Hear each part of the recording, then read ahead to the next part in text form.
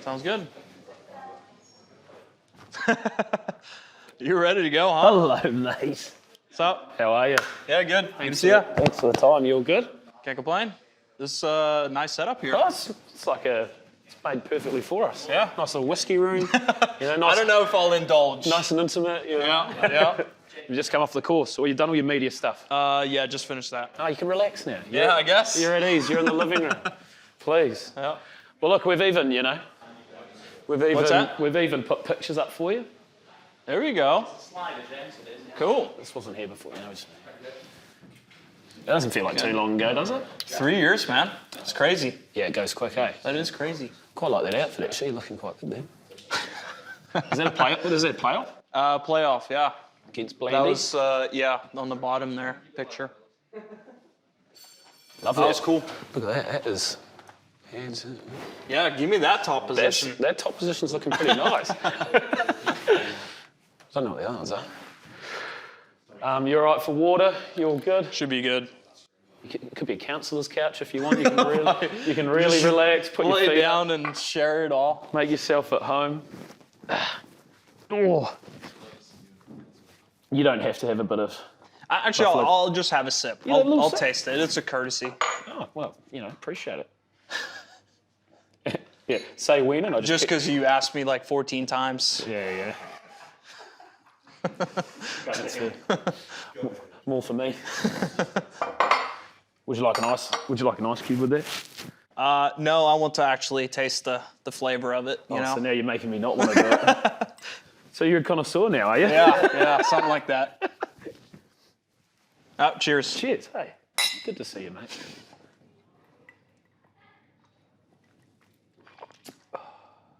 Put hair on your chest. Drinking that. Even your cheers.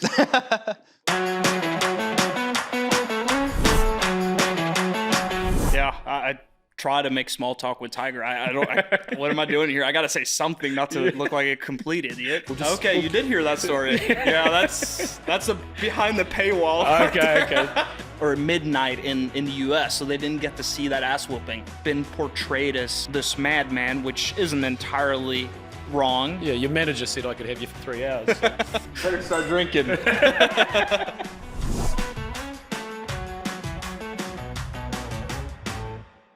All right, Victor.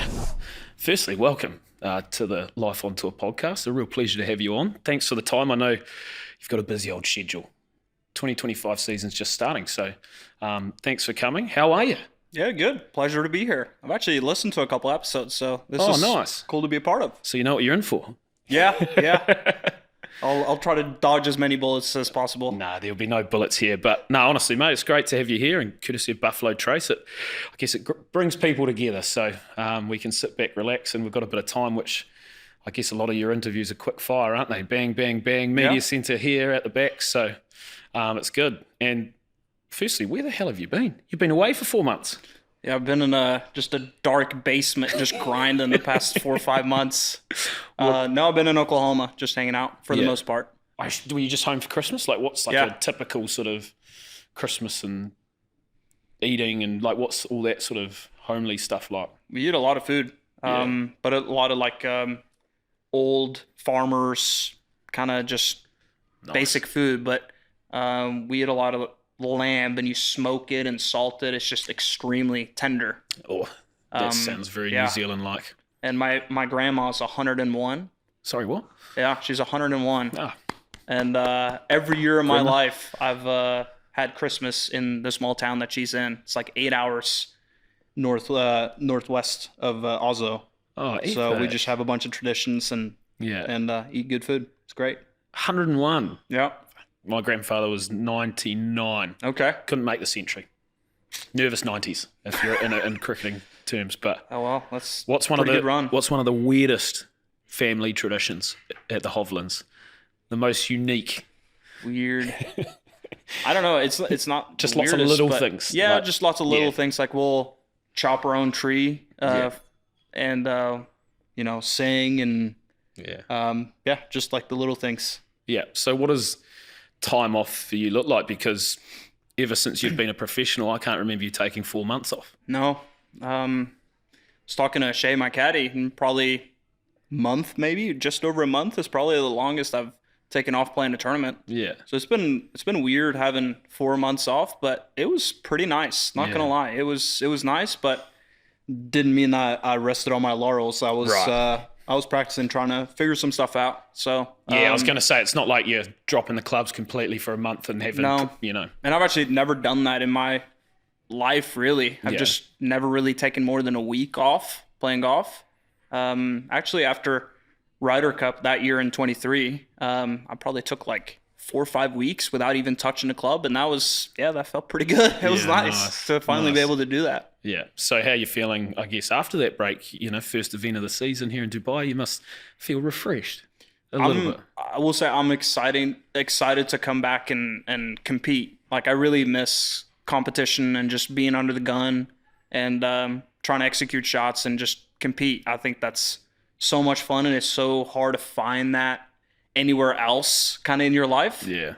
So I do miss that, but I would have liked to, have my game in a little bit better spot, because now it's like kind of, just trying to do the best you can with what you got. But I do miss seeing a lot of the familiar faces out here and competing. Yeah, it's great. What's Oklahoma like? Because, doing a little bit of research, I understand it's quite a small town where you're from. Like, what's it like living there for 4 months? I guess you'd get a lot of U time, a lot of, what do you do in Oklahoma?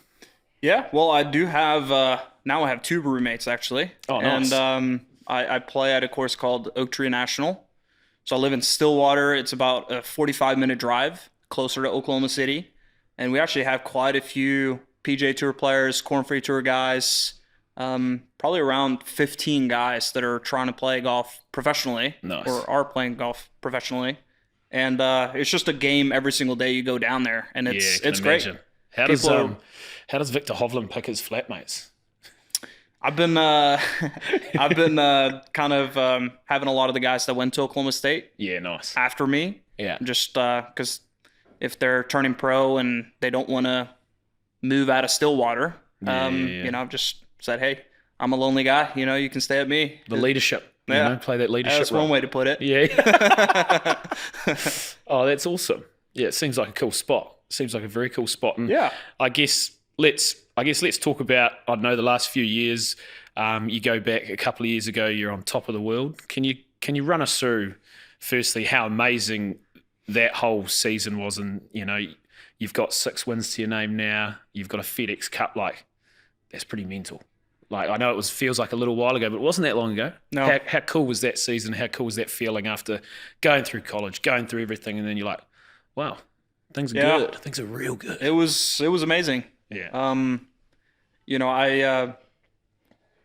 It was just amazing to even get on tour right away after school and win my first tournament, I think, in my 13th start. Wow. And just continue to get better and better and better. But it felt like, definitely I was playing really well, but I still had a lot of things to still improve, like my short game, and wasn't the best putter coming out of school. So I still had so much to improve, even though certain aspects of my game were really, really good. And I knew I could do something like that, but it was hard to get there. And then 2023, I just felt like a complete player. Yeah. And it was really cool to have just 1 year where you just went into every tournament and felt like, okay, got a good chance to win this week. It was awesome. You mentioned coming out of school, like you got the US amateur under your belt. Like, what is that transition like? Because obviously you're a pretty bloody good amateur. Yeah, things were going well. Was it as hard, easy, smooth as you anticipated it to be? Turning amateur golf? Turning pro, PGA Tour, like that whole transition. Yeah, it was weird. I've just always been a guy that I've set expectations very, very high. I've been very hard on myself, and playing college golf, it's like, if you shoot 66, that's good, but you don't know what the pros would shoot. Yeah, true. Yeah. And I would just always think, that bogey that I made there, that's not good enough. The pros don't do that. And then so I always had that mindset of just pushing myself all the time. And it wasn't until obviously winning the US Amateur got me some invitations to play on the PGA Tour. Yeah. And I remember playing Bay Hill actually as an amateur, and I finished 40th, and I didn't play all that great. And that was kind of when it clicked for me a little bit. I'm like, okay, I think I can hang out here. Yeah. So then when I turned pro 6 months later, I got off to a nice start with a couple invitations, and then through Corn Free Finals, so I got my card. So nice. But yeah, it's crazy looking back, and it just feels like a blur. Yeah. Went by so quick. And I guess coming to me out of nowhere here, we'd be remiss not to mention 2019 as well, when you were an amateur. And I know you've probably talked about this a million times, but sitting there when Tiger won as well, in Butler's cabin, like that's top of the list sort of cool stuff as an amateur golfer, isn't it? Yeah, that was probably peak level imposter syndrome right there. I'm sitting in, what am I Similar doing to here? this, but slightly smaller probably. Yeah, you got Jim Nance commentating the coverage in the corner, sitting there right next to Tiger Woods, who made arguably the greatest comeback in the history of sports. And I'm just sitting there like, wow, this is this is crazy. Like the fact that I'm here. So yeah, just crazy ride. That was cool, eh? Like, is it awkward in there? It seems like quite a small room, very quiet. There's a green jacket that never goes on smoothly. And then you're on the edge. Like, what's the whole system when you go in there? They just sit here. Yeah, I try to make small talk with Tiger. I can't remember what I said, but I'm like, what am I doing here? I got to say something not to look like a complete idiot. So, it was just fun. I try to soak it all in. Yeah, that was pretty cool. Pretty amazing. I guess once that happened, things would have kicked on for you as well. You must have felt the lift in profile and the lift of everything after that. Yeah, no, definitely. A lot of people watch the Masters. So, they do. They do. But I don't know. That's not really what I was thinking about, just because the next week we were back to school, and kind of the goal we had in mind was winning a national championship that year, and just kind of finishing out the year, and then obviously turn pro later. So nice. And I guess like we've had all the success. I guess FedEx Cup, just to finish on the good times, like with the FedEx Cup, what was it like completing that? And also, it goes without saying you get a few bonus checks with that, but you're not a money-driven guy, are you? Like that's just a side hustle to what your true passion is, right? Like what do you do after the success there in the FedEx? Yeah, I mean, obviously the money's nice to have. It's like freedom in a way. You get to express yourself in the way that you want to express yourself, or if you have goals or passions or things you want to accomplish, money is a means to accomplish those things. It makes it easier, but if you don't have a purpose or a goal in mind, it's like, what's the point? Yeah. I mean, it's just trying to get better and see how good I can play. And obviously, since 2023, I'm not playing the best golf or as good as I did back then, and it sucks. It's frustrating, but I do think it's cool that it's kind of given me a little bit of a kick in the butt a little bit that, okay, you're going to have to work for this. It's not just like going to be easy, and it's motivating. It's a little challenging, and I think sometimes you need those parts or moments to kind of dig down and see what you're made of. Yeah, so, for sure. Yeah, kind of motivated. Yeah, well, I guess what has been the difference, or what has been the change, because you were at the peak of the game and then it has been a tough year. Like what has been some of the things that have maybe, I guess, led to a tougher season last year? Yeah, I would say technique-wise, things have just kind of... You're a tinkerer, aren't you? I'm a little bit of a tinkerer, 100%. But I think in the media a little bit, it's been portrayed as I'm this madman, which isn't entirely wrong. But just a little bit weird. A little bit. But it's not like I made a conscious decision that, okay, I won the FedEx Cup, I got to change everything up to get to the next level. Yeah. That's not really how it went down. Things just evolve over time without you really trying to consciously change anything. And as you progress, you do that too far, and now the things that used to work, it's just gotten a little bit too far off. And now I made compensations on top of that, and now suddenly the movement that I used to make is different. So at least what I've tried to comfort myself in is that I see a lot of guys that kind of struggle with their golf swing or struggle with their game after being at a very high level. They start to blame themselves, like, right. Do can I play this game anymore? Is there something wrong with me? Like they start to really doubt themselves. And I think that's a really tough place to be in, because now it kind of affects your identity, you know?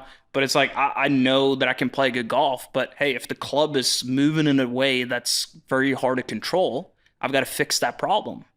I just a random side tangent. I read this book by David Deutsch called A Beginning to Infinity. And he talks a lot about, you know, problems. There's going to be problems all the time, but problems are soluble if you have knowledge and the right way to attack those problems. So that's just kind of how I'm looking at this. It's a problem that I need to fix, and I'm on this journey to try to fix those problems. What is one of the hardest parts about that little bit of adversity where you're like, okay, as you said, it's not as easy as it's going to be? What's one of the hardest parts to realize I'm still doing all right? Like things are still pretty good. Yeah. But now you've almost set yourself a standard which you want to match and keep doing better. Like what's the hardest part about all that? Yeah. I mean, it's like, I don't want to go on and get the violin out and start complaining and stuff, because it's like, you know, still made it to Tour Championship last year and almost won a major, and like life is good. I have nothing to complain about, but it's, as you said, finishing on that high 2023, and then last year kind of struggling, at least subjectively, to the extent that I was struggling. Yeah. It's like it's tough. It's like that dopamine is definitely changing a little bit because the expectations are so high. Yeah. So it is a little bit tough in that way, but I think that makes it even more important to be grateful for the things you have. And you just, you know, even though you know, you'd like to play good every single time you play, but it's cool to travel to Dubai and see all the faces that are out here and just enjoy it. Do you get kind of like, I don't know, like the travel's great, but like you guys travel just so much. Yeah. You're kind of like, yeah, it's nice to be in Dubai, but you don't go see Dubai too much, do you? You kind of like, you're at the range rack, you're out, you're on golf course, see you later. Like it's not as glamorous as you think, is it? No. The good thing about like when you're playing well, you get more time to explore and see stuff. Sure. But when you're playing like and you have to grind all day, you know, there's not a lot of time for sightseeing and stuff. Because you're a grinder, eh? You'd be one of the range rats on tour, wouldn't you? In recent times, I probably have been, yeah. But I wouldn't say. How's the body? Does the body handle that well? I'm still 27, so we gotta, 27. I can't be complaining about being tired and stuff. That's just that's too soft. Yeah, that is fair. That is fair. You mentioned briefly about being close to a major.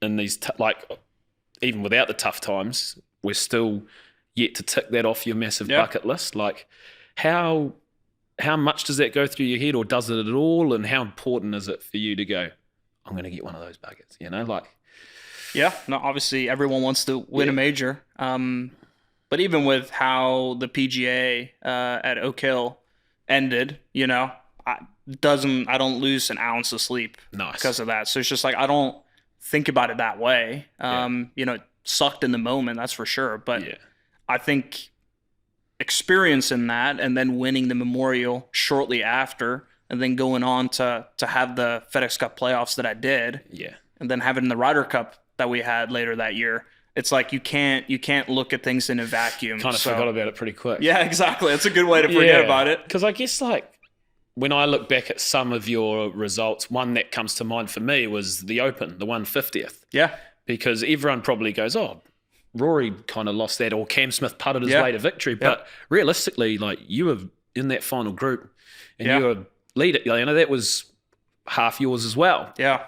Like, what was that moment like? Because you did shoot a 74 on Sunday at the Open. That must have hurt. Like, that can't not hurt. No, it did hurt, but it was one of those, you know, I'm probably selling myself a little bit short, but that week I didn't feel that great about my game. Right. Like I obviously I played well because I was in the last group. Probably get away with it a little bit at some inches. You can, and around the greens there, I putted from everywhere, and I putted amazing. Right. Like I made a lot of putts, even on the greens, but even like from off the green, I was hitting everything close or putting everything close, and I hit it just okay. Right. And it was one of those things that you're in a Sunday final group with Rory, 150th Open at St. Andrews. Like, can argue it doesn't get much bigger than that. and it's hard to lean on your putter that much. And I think in situations like that, I just did not have complete ownership of my game. Like I didn't know that, okay, I'm going to start the ball here and it's going to curve there. It's more like you're standing, okay, there's the pin. I hope it goes somewhere close to there and I'll make the putt. So it's like that's not a way you're going to win major championships. Yeah. So I kind of knew that deep down. How are you going to win major championships? Just get back to what I used to do. I do think I have mentally, I'm way more prepared. Yeah. And I think I'll be better equipped to handle those situations. But the skill set is not completely good enough, then there's not much you can do. Yeah. I'll tell you what wasn't a tough time was the Ryder Cup, which you mentioned. You know, you can forget about a few majors pretty quickly when you go to Rome. Yeah. And have the success that you had. Like, is that enough for you? You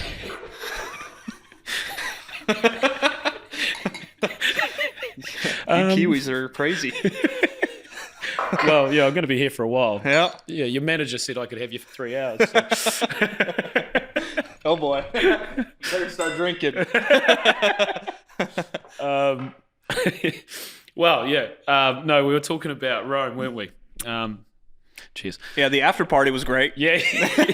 Yeah, what was it like? I don't remember much. Yeah, I popped in for a bit, but I didn't get to see you in full flight. Like, what was it like? Because, my God, it was a big doozy. Yeah, I would say, like, Whistling Straits was tough, but we had a great after party regardless. Yeah. And I haven't played that many Ryder Cups, but it seems like usually the American team usually comes in our team room. The whole American team weren't there in Rome, so we actually had a great time. That one must have hurt. That's a good sign. It seemed like it. Yeah. But I'm sure they'll be motivated for us and Bethpage.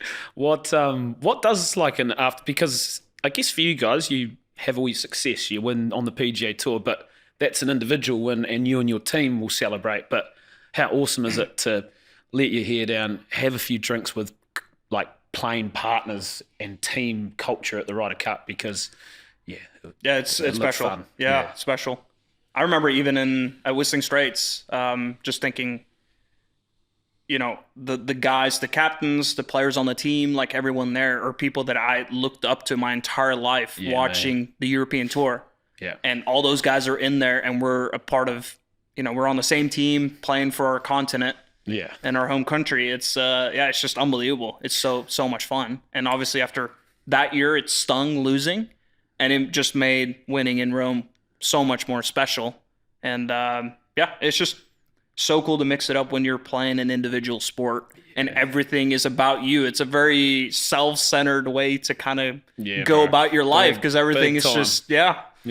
So it's fun to kind of separate yourself from that and just play for your teammates. And so you win, you have the presser, and then your champagne. I remember the champagne showers, and then the bus ride. Yeah. Like, it's all just epic. What was sort of the highlights of, I guess, behind the scenes and the fun, drinking out of the trophy, all that sort of stuff? What was some of the highlights that you remember? Yeah. I mean, it's hard to pick out those moments, but it's just like, as you said, the little things. It's one thing is playing great on the golf course and winning, but it's behind the scenes and sitting down just, you know, the whole week you're around people from early in the morning to late at night. Yeah. So you're just a part of just a team bonding and getting to know people, seeing different sides of people and seeing different sides of yourself as well. It's just really cool, the whole experience. Nice. And I guess now that we've had a few whiskeys, one of my favourite images is the photo of you with all the partners and wives and girlfriends. You know, it went mini viral and we all loved it. How was the love life? How was you and Jose look really close at that one? Yeah, hey, it's been a year and a half since the Rome, and I've been making a few plays on Jose. So we're we'll see. Maybe in Bethpage we might be holding hands a little bit more. Good wingman, but I guess seriously, like golf, like the schedules you run, like how is the love life? Is it? Are you single? Is it tough? Is it like one of those things? I don't know, like, because a lot of us don't know how hard it is to actually find stuff, like, find love. It's, are you single or? Believe it or not, I'm actually not. Yeah. Wow. Yeah, things have changed. Poor girl. Yeah. Yeah, she's got a tough gig. Well, that's cool. Awesome. But it's taken me a while. Because I guess with this job as well, there's a lot of travel. Yeah, you travel a lot too. Yeah, just following you idiots around. from Kiwi New Zealand? girl. Or? Kiwi Okay. girl. Yep. Met in London. That's the classic New Zealand thing. You go overseas and then meet someone from New Zealand. Yeah. And then It's just how it meant to be. Yeah. Boring script. Yeah. No, that's cool. But no, I'm really proud of myself. Yeah, that's awesome. No, but it's not easy. Yeah. When you're traveling so much, and I would like to find a Norwegian girl. But not that is a prerequisite, but ideally that's what I would like. And when I'm only there 6 weeks a year, it's just tough to make that work. Yeah. And it's just American culture is a little bit different, especially when you're speaking in a language that's not your native. It's hard to kind of be on the same page or speak accurately the emotions that you have when you're speaking in a different language. So it's like culturally it's a little tough, and obviously being a professional golfer, it's like, okay, what kind of reasons why are you reaching out to me? It's like, it's hard to get past that stage, and it takes time to truly get to know another person, and you have to spend a lot of time with each other. But then, I don't necessarily have that much time to devote either, especially when I'm hitting it like and I got to be on the range all day. So it's like, it's tough. Yeah. But we'll see. Hey, you're cool, but my golf swing sucks at the moment, so I cannot. Priority number one right now. It is bloody tough, eh? Yeah. Yeah, I was talking to a couple of your college schoolmates actually. Oh, really? Trying to get some dirt on me, did you? Yeah, just, Okay, I thought you were a classy guy. Yeah. Well, I haven't said anything. I guess I was wrong. I wasn't going to mention the Tiger Balm or anything like that, We'll just, you did hear that story. Yeah, that's a behind the paywall. Okay. Just checking. Oh, boy. Yeah, definitely need some whiskey after that. But no, let's probably steer back to the golf. I was too busy focusing on the parties and celebrations and your love life rather than the fact that you absolutely annihilated Scotty Scheffler and Brooks Koepka 9 and 7, which on a golf podcast we should probably mention. Sure. A record Might as well. A record win. How cool. Yeah, that was cool. I told Ludwig walking up the 11th fairway, I said, this doesn't happen very often, and it's against a 5-time major champion, and Scotty, who's won every tournament that he's basically played. Yeah. I told him the only thing that sucks is that it's morning and or midnight in the U.S., so they didn't get to see that ass whooping. That's true. Yeah, that's the only thing that went on in my head. What was it like when you sort of, I guess you get to 3 or 4 up? When did you know you're like, oh yeah, we are on? Like, you're just firing. Yeah, I mean, they did make some mistakes early, but we played very solid. We didn't really give them any room to win holes, except, I guess, the 3rd hole there. That was kind of a Christmas gift. Yeah. I think we made bogey, and they, chipped up to the green and rolled back a couple of times and made double. So we kind of got a freebie there. Yeah. But other than that, we were so solid, and they were a little bit rusty, and we just, 2 up, 3 up, 4 up, and we were like, all right, we're just gonna keep going. Got the swag going. Yeah, that was fun. Yeah. And I guess your chipping on the first was pretty cool as well. That was nuts. Straight off the bat. Thank you. Yeah, that was nuts. It was kind of a surreal experience. What would it mean to, now that you've done that, you've had the disappointment of losing in America, you've had the excitement of winning, how cool would it be to go and win away? That's obviously what we're all leading up to this year. You can feel it burning. You know, Luke Donald's here. You can just sort of, things are coming, the Una Familiar documentary was amazing, and it's all built up to that. Like, what would it mean to get the job done over the Dutch? Be incredible. Obviously, the U.S. team are extremely motivated, I'm sure, and they got a great team. On paper, they're definitely the favorites. So we cannot lay back and just think that Rome was great. We're just going to go in there and do the same thing again. And that crowd over there is going to be tough. Yeah. So we really have to be prepared and play our best golf and just be tough and resilient, because that crowd is going to try to get under our skin, and we just got to answer with our golf game. So it should be fun. Sure. And I guess one thing we probably didn't mention as well, the Ryder Cup, is that during that doco, the chat around the fireplace, that moment where you went before Wentworth, you guys went for a practice run in Rome. Can you talk us through how important that was? Because from what I hear around the traps, that was an amazing moment of bonding. Like, what are some of the things that were said and some of the things that really lifted you boys and brought everyone together? Yeah, it was cool. We just all sat around the fireplace there, and we just kind of shared our story and opened ourselves up. There's, a lot of vulnerable men sitting around there, and which we need more of. Yeah, it was great. And then obviously being there for a couple of days, you're kind of in the Ryder Cup mind frame already.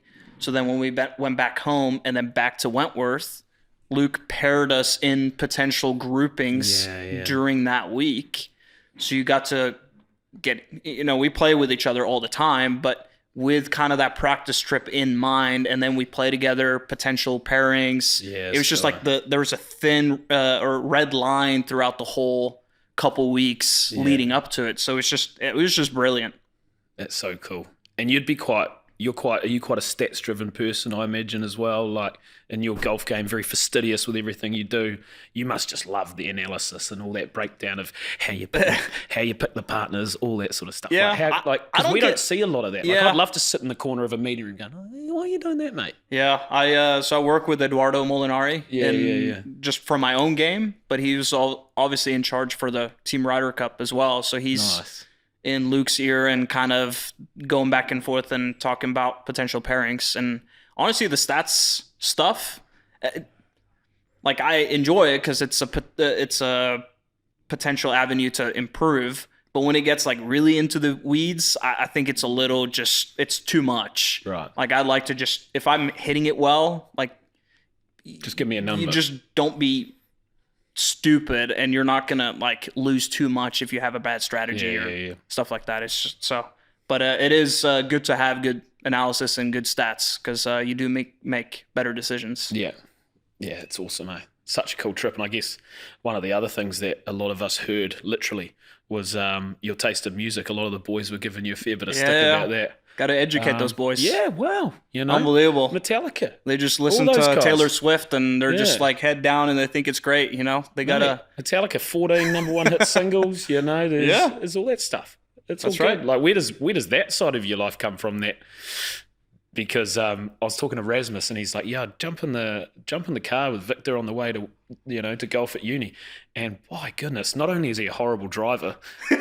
Off the golf course, horrible driver. And the music, just beaming in. Like, where did your love of the heavy stuff come from? It was my old coach from back home in Norway when I was a kid. The weather was so bad in Norway, we would take like a day's trip to Sweden. And on the way there, he's like a classic, 80s heavy metal guy. So listen to Black Sabbath, Metallica, Iron Maiden, like Rammstein, even a few things like that. And I'm just like, this is not bad. This is pretty cool. And then literally after that trip, I just went home and went on YouTube and just searched best metal songs. Right. Okay. And the first one that popped up was System of a Down, Chop Suey. And it's it just had like 200 million views. So I'm like, okay, this better be good. Must be good. Yeah. And it starts off pretty melodic. They start singing, and then they just start screaming. I'm like, wow, this is aggressive. This is pretty interesting. Okay. And first few times I listened to it, I'm like, yeah, that's not for me. But then something in my brain was like, we'll listen to that again. And it was like the third or fourth time. I'm like, okay, I get it now. Yeah, I get it. And then it's just down the rabbit hole of just listening to more and more obscure stuff. And here we are. Now you're here. There's no going back. Yeah, we're mentioning Metallica, taste in music. One of the interesting things I've been intrigued by about you is, I guess, your love for science, conspiracy theories, and completely sort of wacky, cool stuff like that. Yeah. I would like to know if you've got anything for us off the top of your head. I would love to hear a conspiracy theory. I would like to dive deep into something completely off tangent, because we can't sit here and talk about bloody golf all day.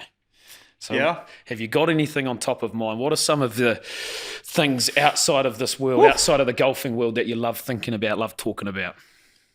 Yeah, I mean, I don't know. It's like I don't I don't hold any opinions, or there's not like, okay, this is 100% factual. This is like, but it's interesting. And I think in society today, we're sold a narrative that is kind of hard to question.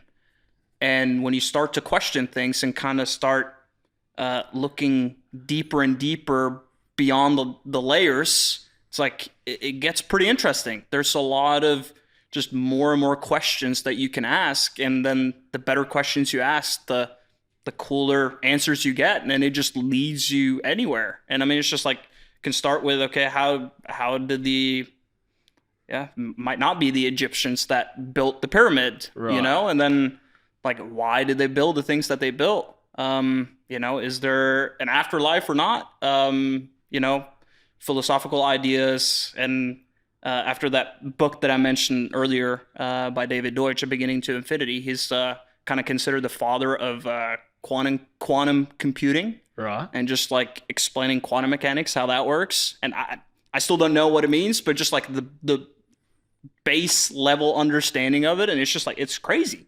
And you take kind of this life for granted, that you're just like hormones and chemicals and molecules kind of slapped together, and you're evolved from monkeys, and it's like, okay, that's probably a part of the story, but what else is there? It's just like, it's just cool to question and think about, especially when you're out here making double bogeys. It's like, you need something to think about that's gonna, you know. Let's peel back the layers. Now, how did I stuff that up? Does that come down to my dinner last night and then the week before? Yeah, it's I've always been interested in philosophy, right. So but never really got into politics or whatever conspiracy theories, because I was just so all in on my golf, and then kind of got back into the philosophy part of it and asking big questions. So would you love like docos on like, I don't know, like JFK doco? I love one of those ones, or like all those sort of things. Oliver Stone's movies. There's pretty no good answer, on that. which is almost the best. You know, did man land on the moon? Yeah, that one. Yeah, I'm not going to entertain that one too much, but please don't. I don't want to get canceled either, but like there's certain narratives that just don't make sense. And I think it's fair, if you actually try to understand what's going on, to ask questions. It shouldn't be, you know, the side that's trying to censor the people answering or asking the questions.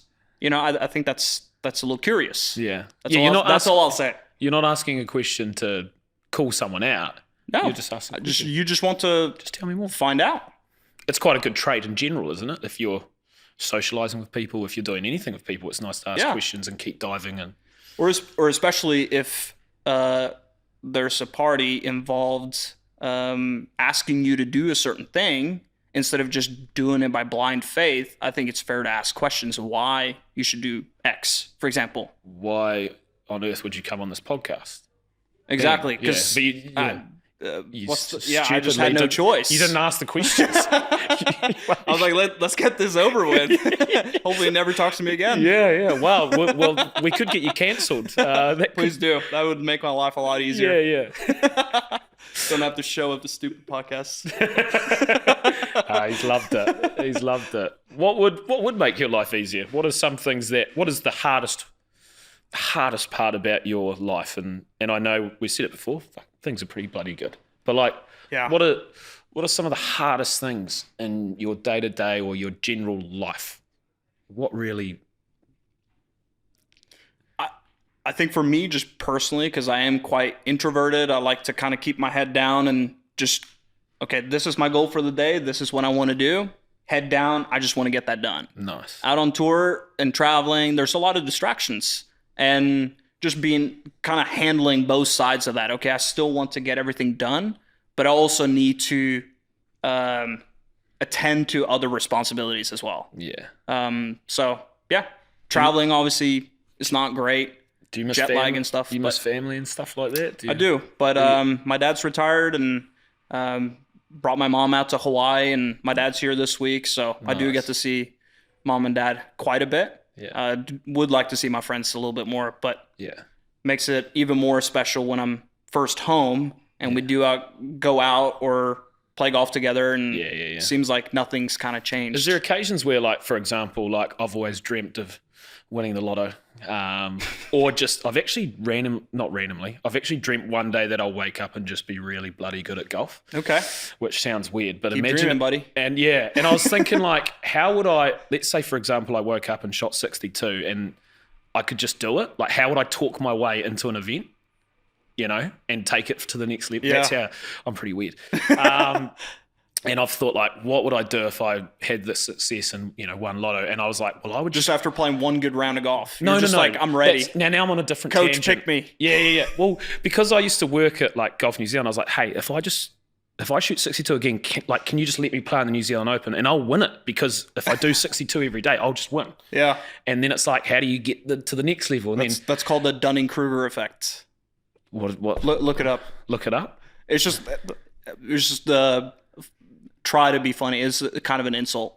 Sorry. Oh, no, yeah. So you're it just saying means like when you're kind of good at something, but you don't have the required knowledge yet. And you think you're way better, you know way more than you actually do. Oh, no, that's not an insult. That's just cold hard. That's cold hard facts. It's called confidence, though. I love it. I love it. And notice at the start, I did say that was a dream. Yeah. But one of my things to round out back to where I somehow started was, like, I would love to just grab, 10 of my best mates and just go, wait, fellas, we're going to the Masters. Jump on. And, like, have you ever done anything, like, epic like that? Like, when you've gone, shit, I've won a bit of money here, boys. We're going here, or anything like that?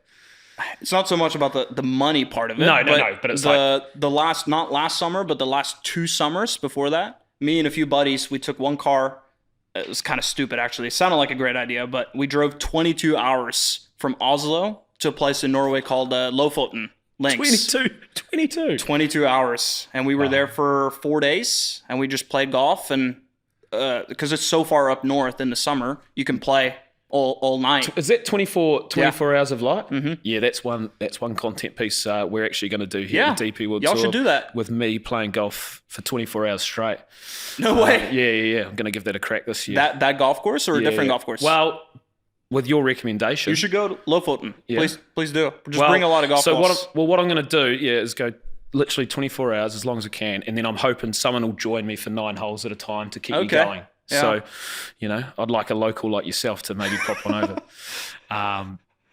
But where were we? Oh, yeah, so that does sound cool. Yeah, so we did that 2 years in a row. And, talking to a couple of my buddies the last couple of days here, we're planning a few other trips. Nice. We might go back there this summer, actually. Okay. So I'll write that one down. Yeah, write that one down. Perfect. I'll get the whiskey ready. But look, right, we've probably, you've had a big day, and we appreciate your time massively. So, Vic, it's been amazing. I'd just like to finish with what would make Viktor Hovland happy in 20 years' time when we're sitting back, maybe having, not whiskey, but something else. When we're sitting back 20 years' time and you look back 30 years' time, because, geez, golfers can keep going at the moment, can't they? And you're young. But, like, what would you look back on as a successful career? Is there anything in your mind, any targets, but what would make you satisfied? What would make you sleep well for your retirement?